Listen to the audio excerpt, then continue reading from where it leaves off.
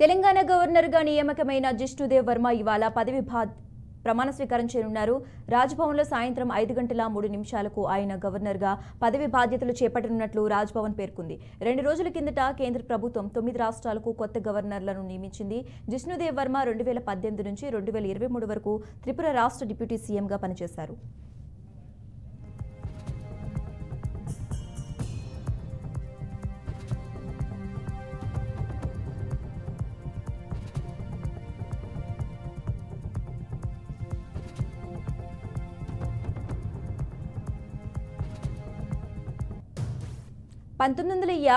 August 15న స్వాతంత్ర దినోత్సవం రోజున జిష్ణుదేవ్ వర్మ జన్మించారు. గతంలో బ్యాడ్మింటన్ అసోసియేషన్ ఆఫ్ ఇండియాకు అధ్యక్షుడిగా సేవలు అందించారు.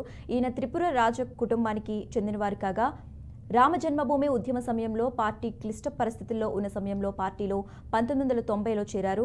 ఆయన అప్పటి నుంచి ఆ పార్టీలో కీలకంగా వ్యవహరిస్తూ వచ్చారు. త్రిపుర ప్రభుత్వంలో ఆయన మంత్రిగా విద్యుత్, గ్రామీణాభివృద్ధి, పంచాయతీరాజ్, ఆర్థిక ప్రణాళిక, సైన్స్ అండ్ టెక్నాలజీ, పర్యావరణ శాఖల బాధ్యతలను నిర్వర్తించారు.